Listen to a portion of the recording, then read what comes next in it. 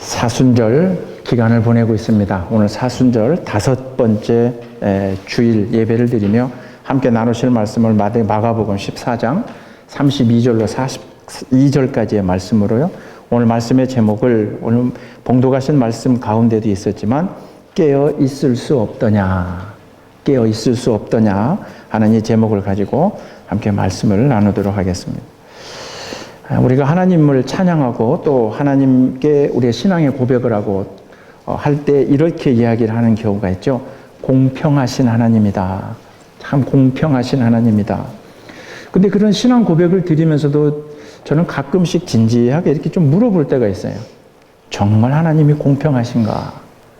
불경한 얘기지만 입술로는 찬양하고 또 내가 목사이기 때문에 하나님은 공평하신 분입니다 하는데 가만히 인간적으로 생각을 해보면 가끔, 제가 매번 그러는 건 아니고요. 가끔 진짜 하나님이 공평하신가? 그런 질문이 들 때가 있어요. 어떨 때 그러냐면 이 부족한 저의 외모를 볼 때 하나님이 공평하신 분인가? 어린 시절 자라면서 이렇게 겪었던 우리 가정과 또 뭐 요즘은 이제 그 뭐 금수저 뭐 이런 얘기가 있잖아요. 이런 뭐 어떤 가정적인 비교를 이렇게 해볼 때 내가 원해서 이 가정에 태어난 것이 아니기 때문에 이 하나님이 공평하신가?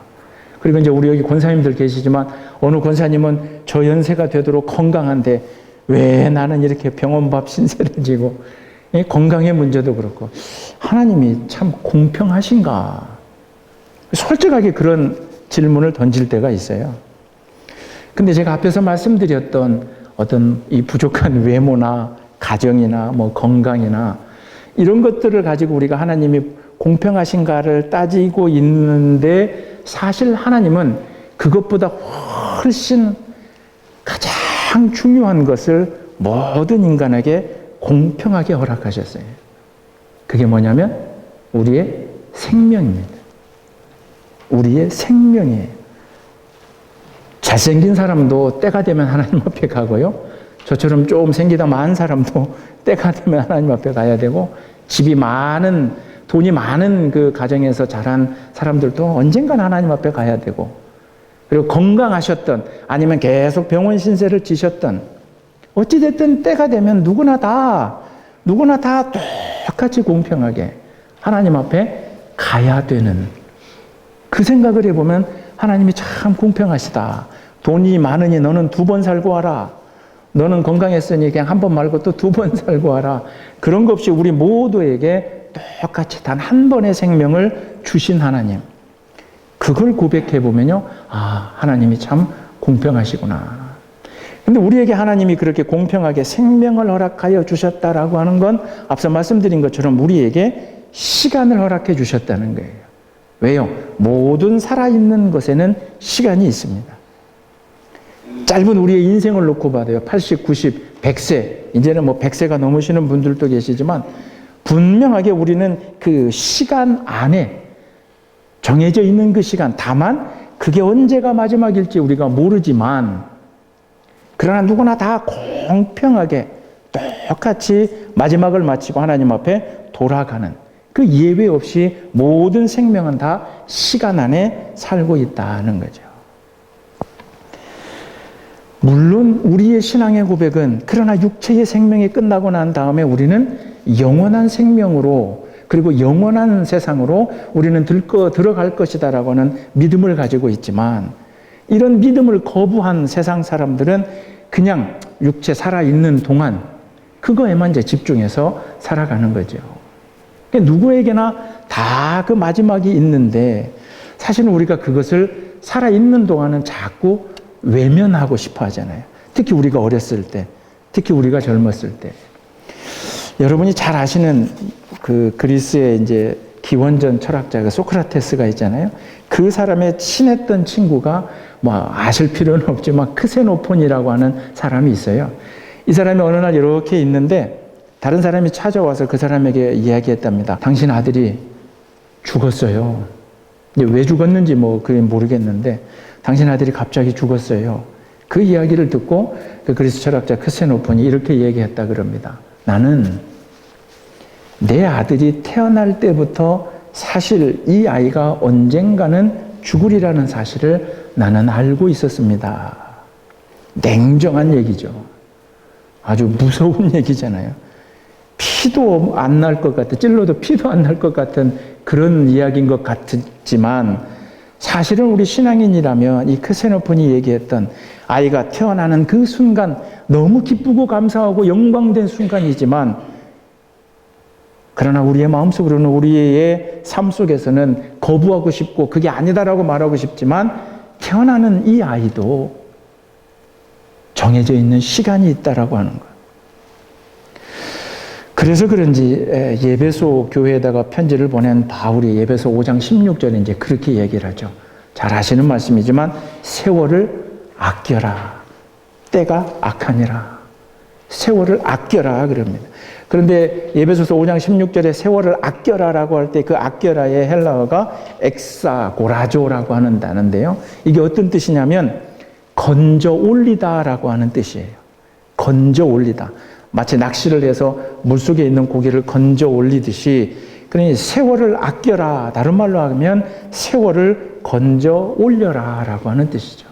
그 얘기가 어떤 얘기냐면 하나님을 알지 못하는 사람들과 우리가 섞여서 그냥 세월이 흘러가는 대로 태어났으니 자라는 거고 때가 됐으니 가는 거고 인생 무상이야 뭐 별거 있어 이렇게 그냥 흘러가는 시간에 자신의 몸과 마음과 영혼을 다 그냥 둥둥 떠 보내는 사람이 있는가 하면 그 세월을 건져 올리는 사람이 있다는 거죠. 그리고 건져 올려라는 얘기죠. 그 얘기가 어떤 얘기냐면 왜 하나님께서 생명을 허락하신 우리는 창조주를 하나님으로 고백하잖아요. 나에게 생명을 허락하신 하나님이 왜 이런 시간을 나에게 지금 주셨나?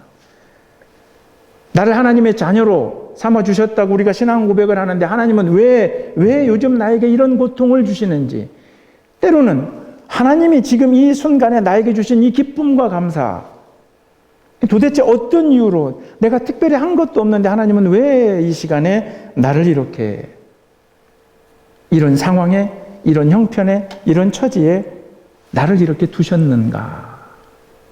사실은 그것을 계속 기도하는 것으로 하나님 앞에 엎드리는 사람이 세월을 건져내는 세월을 아끼는 사람 그리고 오늘 예수님이 말씀하시는 것처럼 깨어있는 신앙인의 모습이다라고 하는 거죠. 누가복음 21장 36절하고 골로새서 4장에 그래서 기도하는 일과 감사함으로 잠들지 말고 계속 항상 깨어있으라 그렇게 이야기하는 거거든요.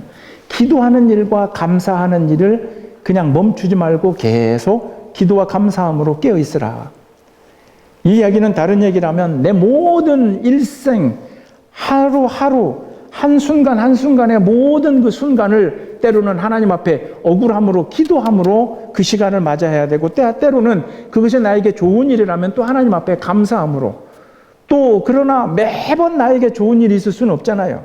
그러나 그 모든 순간에도 하나님 앞에 엎드려 기도하고 감사하는 것. 저는 이 두 가지는 아주 밸런스 굉장히 우리에게 소중한 것이다. 그리고 우리를 깨어있게 만드는 그래서 우리를 그냥 둥둥 떠다니는 인생을 그냥 시작했으니 덧없이 가는 저 세상 사람들과 달리 우리를 구분해주는 유일한 방법이 기도와 감사 그리고 이 기도와 감사로 우리가 깨어있는 것이다. 오늘 예수님께서 지금 우리가 사순절 기간을 보내면서 이제 예수님이 예루살렘에 가셨다는 것 함께 묵상하고 있는데요. 특별히 오늘 겟세마네라고 하는 곳에 예수님이 기도하러 올라가셨습니다. 그런데 오늘 기도하러 가셨던 그 기도의 내용은 사실 이 순간 오기 전에 다른 여러 우리가 성경에서도 예수님이 따로 이렇게 기도하셨다 그런 기록을 보지만 그때의 기도와는 조금 더 다른 기도의 제목을 가지고 기도하러 가셨어요. 십자가의 죽음을 그리고 사랑했던 이 제자들과의 이제 떠남을 그러나 육체를 가지고 있는 인간인지라 예수님 또한 그 십자가를 놓고 고민스러운 그런 마음으로 기도하러 올라가셨어요. 근데 기도하러 가면서 12명의 제자 가운데 특별히 베드로와 야고보와 요한을 데리고 그 기도하는 곳에 가셨습니다. 그럼 우리가 먼저 말씀을 읽었듯이 예수님은 평소와는 정말 다른 내용에 그리고 자세도 그렇고 태도도 그렇고 뭔가 분명히 달라져 있는 모습으로 그렇게 간절히 기도하고 있던 그 순간 베드로와 야고보와 요한, 그 12명 중에서도 특별히 더 아마 제 생각이지만 사랑하니까 데려가지 않으셨을까요? 12명 중에 물론 가룟 유다 하나는 이제 빼야 되겠지만 그 가운데 이 베드로, 야고보, 요한, 뭔가 하나님은 이 사람들에게 메시지를 주고 싶지 않으셨을까? 당신이 기도하시는 모습을 먼 발치에서라도 좀 보여주고 싶지 않으셨을까? 그래서 특별히 선택해서 아마 데리고 올라갔을 것인데 예수님이 그렇게 기도하시는 동안 이 세 사람은 그저 자신들의 육체의 피곤함을 이기지 못해서 잠들어 있더라라고 하는 거죠. 도대체 베드로와 야고보와 요한은 왜 그 순간에도 잠을 잘 수밖에 없었나? 물론 이제 오늘 말씀에서도 예수님이 보니까 그들의 눈이 굉장히 피곤해 보인다. 육체적으로 피곤했나 보지요. 그러나 한번 우리가 이 베드로와 야고보와 요한과 그리고 오늘 우리의 영적 생활을 비교를 해보면요. 이런 겁니다. 뭐냐면 앞서 말씀드린 것처럼 우리는 인간은 모두 다 한정, 다 끝날 마지막 순간을 향해서 걸어가고 있는데 그 인생 가운데 우리가 착각하는 게 있어요. 그게 뭐냐면 자기가 겪고 있는 이 순간이 영원할 것 같은 착각에 가끔 우리가 빠집니다. 그게 긍정적일 때가 있고 부정적일 때가 있어요. 긍정적일 때는 뭐냐면 지금 이 순간이 너무 행복해요. 지금 이 순간이 너무 좋아요. 너무 기쁘고 감사해요. 그럴 때 우리의 마음은 그렇게 되는 거죠. 그래, 내가 예수 믿어서 교회 열심히 해서 이 순간이 기쁘고 감사한데 앞으로도 계속 이렇게 될 것 같다는 착각에 빠져요. 그 반대도 마찬가지예요.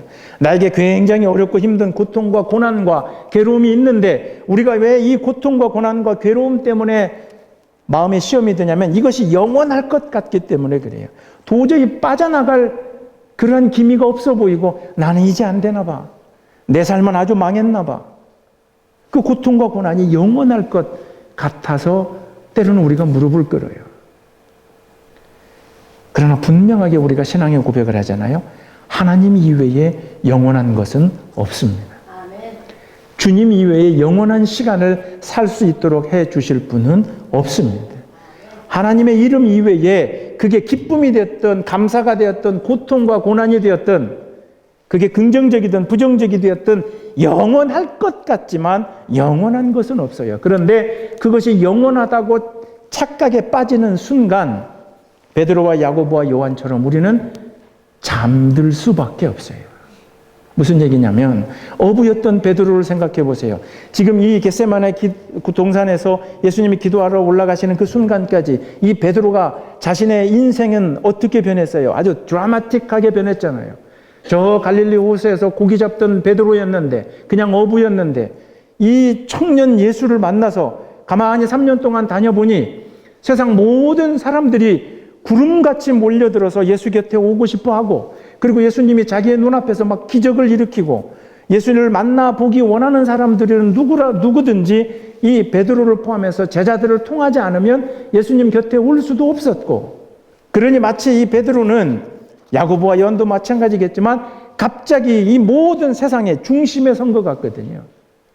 그리고 그렇게 믿고 따르는 예수님이 우리가 믿던 유대인이 기다리던 메시아 그리스도이기 때문에 이제 이를 통하여 뭔가 앞으로 더 휘황찬란한 일들만이 자기 인생이 앞으로 그렇게 변할 것 같은 그래서 지금 이 순간이 베드로와 야고보와 요한은 너무 행복하고 감사하고 그래서 마치 이 순간이 영원할 것처럼 그런 착각을 했던 것이죠. 예수님하고 같은 공간에 있었지만 전혀 다른 시간을 보내고 있는 거죠. 오늘 이 사건을 똑같이 고백하고 있는 누가복음 22장 44절에는 누가는 조금 더 리얼하게 표현을 합니다. 예수님이 그렇게 저쪽에서 열심히 기도하시는데 그 땀방울이 떨어지는데 핏방울과 같더라라고 누가복음 22장 44절에 그렇게 그러니까 그 기도의 그 간절함과 그 기도의 절박함과 그 하시는 예수님의 모습이 얼마나 진지하고 인간적으로 얘기해보면 얼마나 심각한 모습으로 기도했는지를 누가가 표현하고 있는데 공간은 비슷한 공간이고 같은 공간인데 나머지 이 제자들은 어제와 같은 일이 오늘도, 오늘과 같은 일이 아마 내일도, 예수님과 함께 했던 이 3년의 그 벅찬 그런 일들이 우리 이제 앞에 탄탄대로로. 그러나 그 순간 예수님은 뭘 놓고 기도하고 계셨어요? 십자가를 놓고 기도하셨거든요. 극악한 죄인들만이 언젠가 말씀드린 것처럼 그냥 한 번에 죽이는 것도 아니고 아주 처절한 고통을 죽는 그 순간까지 느껴야 되는 그 십자가 고통을 놓고 예수님은 지금 간절히 기도하고 있는데 제자들은 앞으로 지금도 이렇게 됐는데 예수님이 이제 예루살렘을 정복하고 예루살렘에 들어왔으니 이제 예루살렘을 정복하고 유대를 통일하시고 저 로마에 대적해서 아마 싸우시고 뭔가 거대한 나라를 만들고 그러다 보니까 자기중심적으로 자기들 중심으로 자기들이 바라보는 인생, 자기들이 바라보는 그 시각으로 이렇게 바라보니 그 예수님의 간절한 기도가 보이지 않고 들리지 않았던 거죠. 그냥 내가 생각하고 있고 내가 경험해 왔고 내가 지금 알고 있는 것 그것에 취한 나머지 육체에 몰려오는 피곤함을 이기지 못하고 그냥 계속 잠들어 있다는 거죠. 그러나 오늘 말씀에서 분명히 예수님이 그냥 표정으로만 표정으로만 보여준 게 아니라 34절을 여러분 함께 보세요. 예수님이 입술로도 그들에게 분명히 말씀을 하셔요. 이 제자들을 놓고 이렇게 기도하러 가시기 전에 말씀하실 때 내 마음이 심히 고민하여 죽게 되었으니 너희는 여기 머물러 깨어 있으라. 말씀도 하셨어요. 표정으로만 그냥 자세로만 보여주신 게 아니라 베드로, 야고보, 요한 내 마음이 심히 고민하여 죽게 생겼으니 너희들 여기서 좀 머물러 깨어 있으라. 다른 말로 얘기하면 내가 기도하는 방향과 같은 방향으로 너희들도 좀 여기서 기도하고 있으라. 그 얘기죠. 사랑은 뭔가라고 하는 정의가 여러 가지가 있지만 저는 그 정의 중에서 그것이 더 와닿아요. 뭐냐면 사랑은 관심입니다. 관심이에요.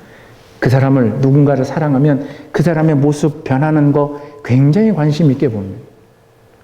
어느 시인이 그렇게 얘기를 해요. 자기가 정말 사랑에 빠지면 세상 모든 것들이 자기에게 말을 걸어온다.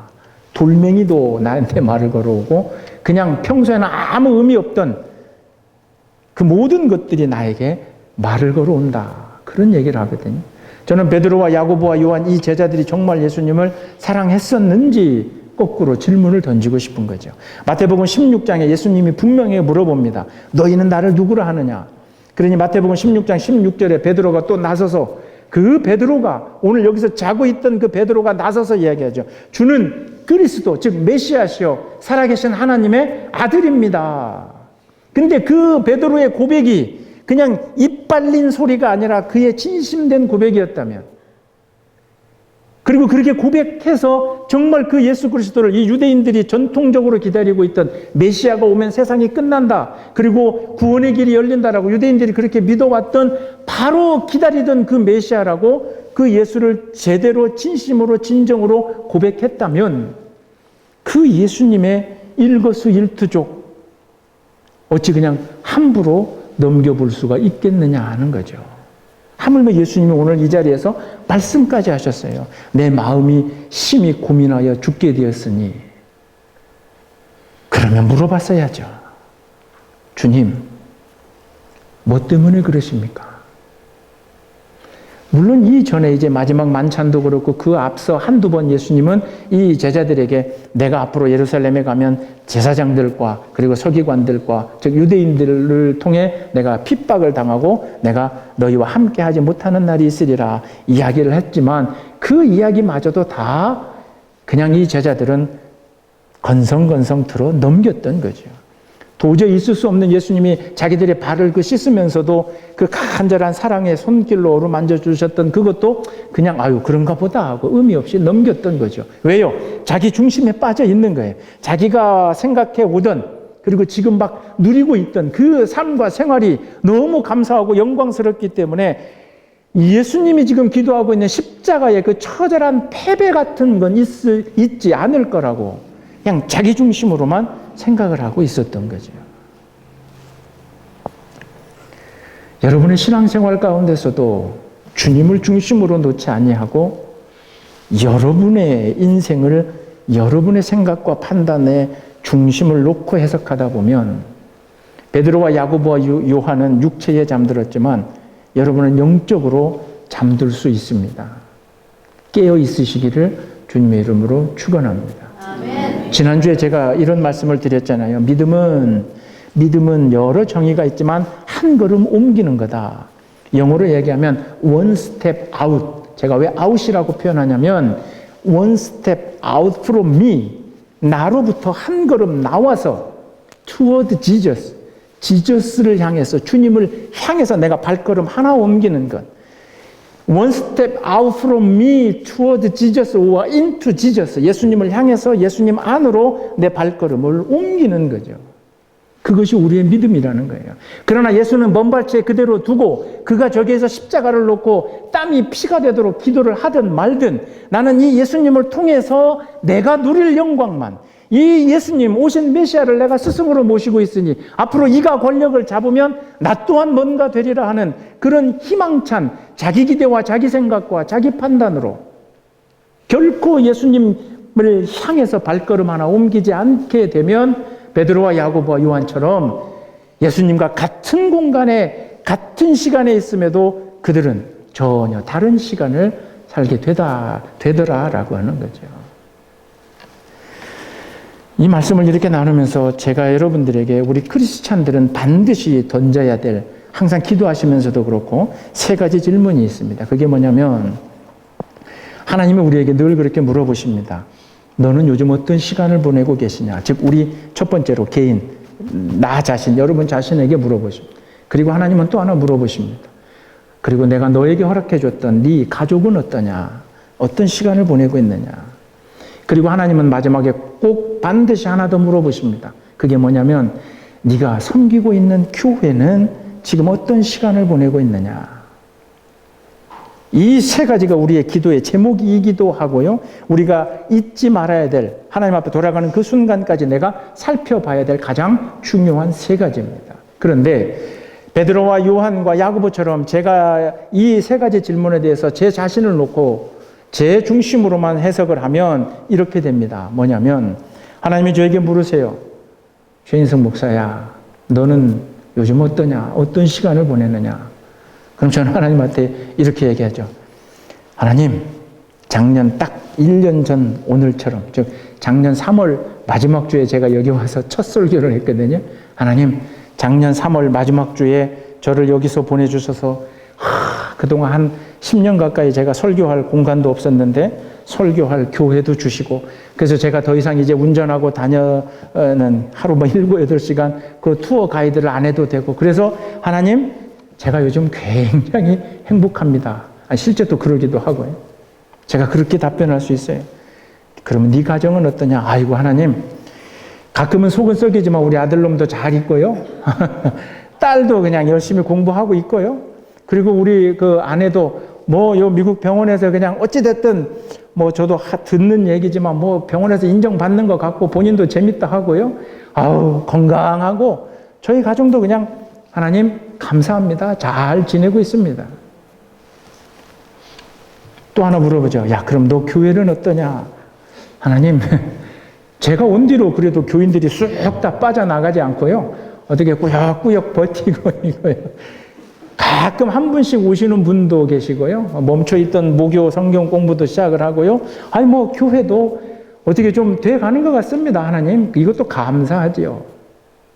근데 이 제 세 가지 답변은 다 제 생각이죠. 제 중심이죠. 예수 그리스도의 중심으로 이 질문을 다시 던져보고 다시 답변하면 잠을 잘 수가 없죠. 왜냐하면 저에게 물어보실 때 그래 너는 요즘 어떠냐? 예, 설교할 수 있어 좋습니다. 그런데 한 번 더 물어보시죠. 그런데 네 설교에 내가 있느냐? 네 설교에 예수 그리스도의 복음이 담겨 있느냐? 성경을 통해서 너는 매주 영혼 구원을 위해서 십자가의 죽으심과 부활의 그 영광을 놓고 세상 처세술, 어떻게 하면 우리가 가정이 행복해집니다. 어떻게 하면 됩니다. 어떻게 하면 인간관계가 좋아집니다. 그따위 소리 말고 한 영혼이라도 살리기 위해서 너의 설교 안에 나의 복음이 담겨 있느냐. 그렇게 질문하신다면, 그리고 그 질문에 대한 답변을 제가 꼼짝할 수 없을 것 같아요.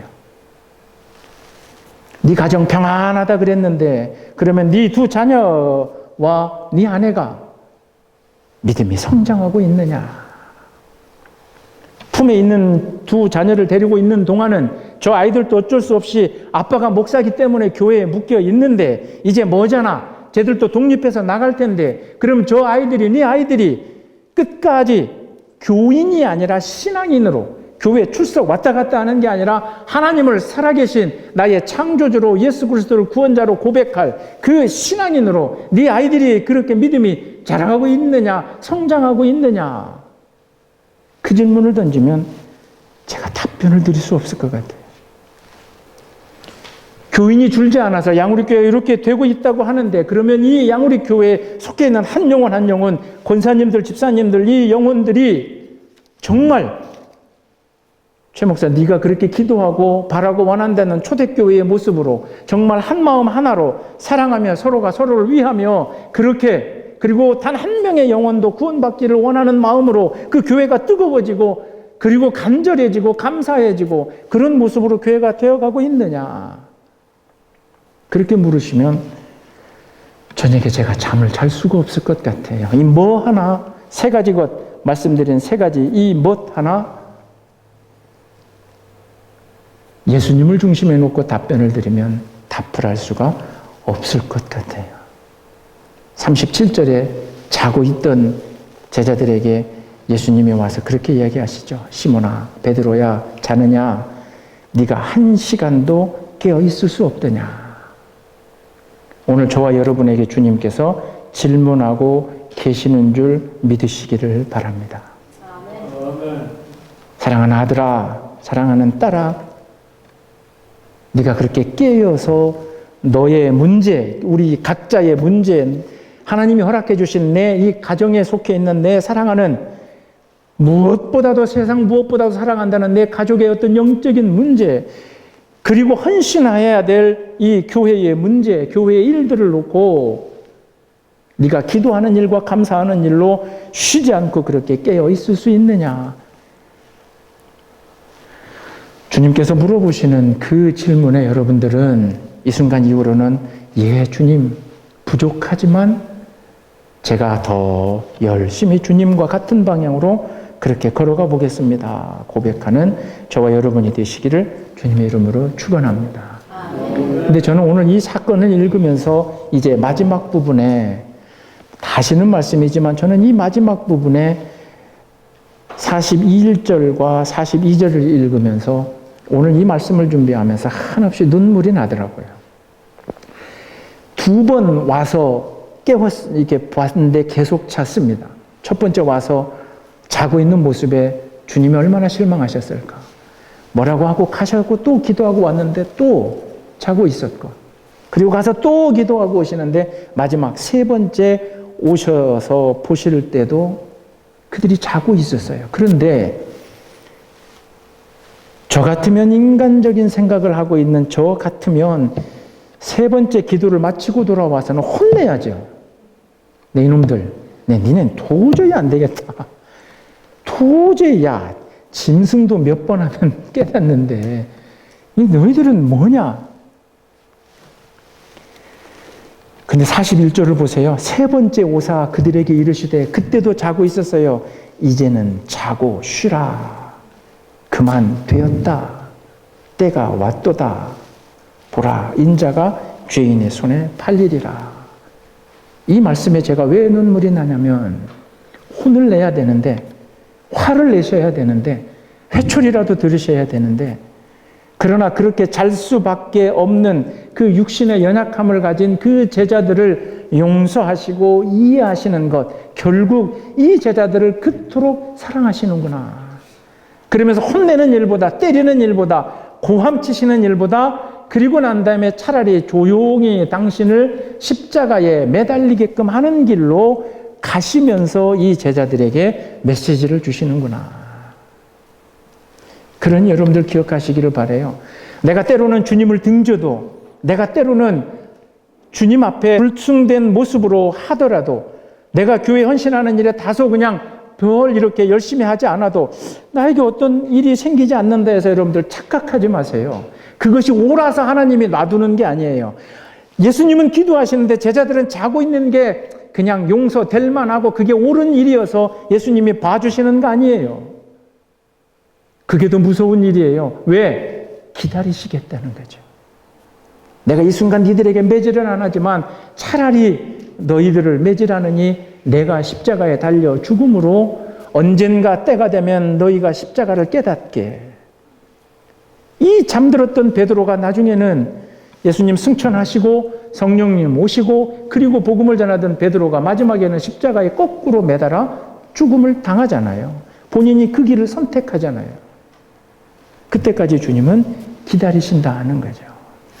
앞서 예배소서 5장 16절에 제가 세월을 아껴라 때가 악하니라. 근데 그 바로 다음 절 5장 17절에 그렇게 되어 있습니다. 그러므로 세월을 아껴야 되는데 때가 악한데 그러므로 어리석은 자가 되지 말고 오직 주의 뜻이 무엇인가 그것을 이해하라는 거죠. 어리석은 자가 되지 말고 주의 뜻이 뭔가. 이렇게 3번이나 잠을 잤는데 예수님이 혼내지 않던데 그걸 인정하시나 보다. 그렇게 베드로와 야고보와 요한이 생각을 했다면 큰 착각인 거죠.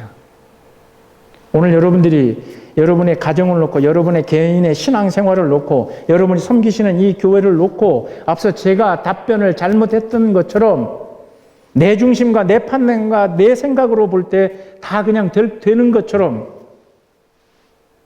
그런데 하나님이 나에게 뭔가 벌 주지 않고 나에게 혼내지 않고 내 삶을 어렵게 만들지 않으신다고 해서 내가 지금 하고 있는 그따위 행동들이 옳다고 생각하지 마세요. 그것마저도 주님이 용서해 주셨다는 거죠. 그것마저도 그래 네가 그렇게 연약하니 내가 너에게 필요하지라고, 그러면서 오히려 십자가에 매달려야 될 이 제자들보다 당신이 먼저 십자가에 매달려 죽으심으로까지 이들을 사랑하고 용서해 주셨다라고 하는 거죠. 신앙생활을 해 나오시다가 그리고 이렇게 인생을 살아오시다가 앞서 말씀을 시작하면서 말씀드렸지만 정해져 있는 시간이 있잖아요. 그러나 그 마지막 때는 누구도 우리가 모르잖아요. 하나님만이 아시잖아요. 근데 마지막 때를 향해서 우리가 다 같이 달려가고 있는데, 그리고 마지막에는 하나님께로 돌아가야 될 텐데 왜 이 살아있는 잠깐 동안에 하나님 없어도 살 수 있을 것만큼, 그리고 주님의 사랑 없이도 내 능력과 세상이 허락해준 내가 가지고 있는 재물과 권력과 그 모든 것으로 나는 그냥 평안히 살아가고 있으니 이게 지속될 것처럼, 이게 영원할 것처럼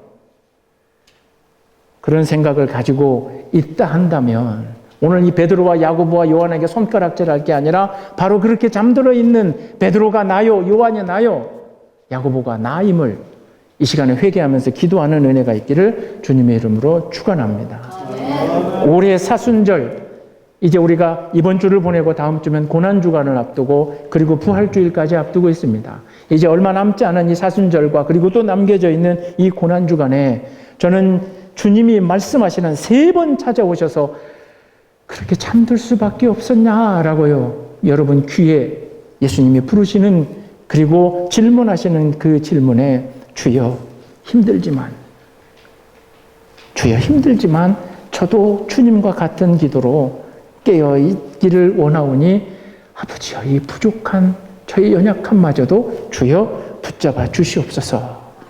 그렇게 간절히 기도하면서 여러분의 개인의 신앙과 여러분의 가정의 영적인 상황과 이 제단의 영적인 모습이 정말 주님이 걸어가셨던 그 십자가의 방향과 같은 방향으로 회복되어지는 은혜가 있으시기를 주님의 이름으로 축원합니다. 깨어 있을 수 없더냐 하는 그 질문에 아멘으로 대답하고 깨어 기도하고 감사하는 저와 여러분 양우리 교회가 되시기를 주님의 이름으로 축원합니다. 기도하겠습니다.